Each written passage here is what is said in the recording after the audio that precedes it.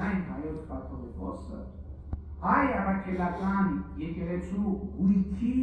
տերն է երկրի վրա։ Տերն է երկրի վրա։ Եթե հայ առաքելական եկեղեցու կաթողիկոսը ունի ժառանգներ, այստեղ անխուսափելիորեն ծագում է ժառանգական իրավունքը։ Կուսակրոնության, նվիրապետության ուխտը, նվիրապետությունը նաև նրա համար է սահմանվել, որ անձնավորված որոշումներ չլինեն, եւ դրա եթե ես հատուկ կարդացի կուսակրոնության ուխտագիրը, որտեղ մարդը անձնական բոլոր բաներից, բոլոր այսպես արտոնություններից կամավոր զրկում է։ Իսկ այսօր մենք հականակ պատկերն ունենք։ Մոմի գործի բանը հազար ներողություն ես բառիս համար, մոմի գործի նայողը կաթողիկոսի աղբոր տաղարն է։ Կաթողիկոսի Կտրիչ Ներսիսյան։ Ամենամեծ թեմի առաջնորդը Կտրիչ Ներսիսյանի եղբայրն է։ Այն մյուս թեմի առաջնորդը իր քրոջ որդին է։ Եվ այլն եւ այսպես շարունակ։ Հայ առաքելական եկեղեցին բռնազավթված է մի կլանի կողմից։ Եվ մենք ոչ թե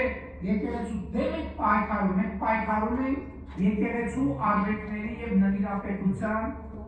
համար։ Եվ ես եմ ասում ես դրան այսօր, եւ այս նվիրապետության կառուցվածքն է,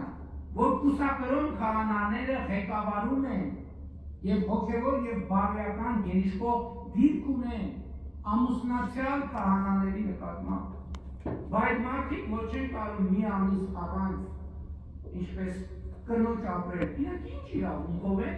ղեկավարում ամուսնացյալ քահանաներին, ովքեր իրենց ուխտը չեն խախտել, ովքեր Աստծու առաջ եւ հանրության առաջ ազնիվ են եւ իրենց ծառայության մեջ առաջինին։ Ով է օրինակ Կտրիչ Ներսիսյանին իրավունք տվել հրահանգ տալ ամուսնացյալ քահանային։ Ոնց կարա կուսակրոնության ուխտը խախտալ եւ չեմ ուզում անդորից այդ բառը աշխարհը օգտագործել, ասենք Սամվել Առաքելյան կոչվող ոմը մեկը ոնց կարա ամուսնացյալ եկեղեցակ քահանաներին Խաչատրյան ամուսնացյալ քահանաներին հրաման տա եւ դրանց նկատմամբ գերակա իր զբաղեցնում։ Դա անարգանք է բոլոր ամուսնացյալ քահանաների նկատմամբ։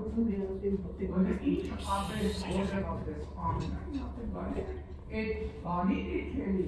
որպես մարդիկ ովքեր ամուսնացած են եկեղեցու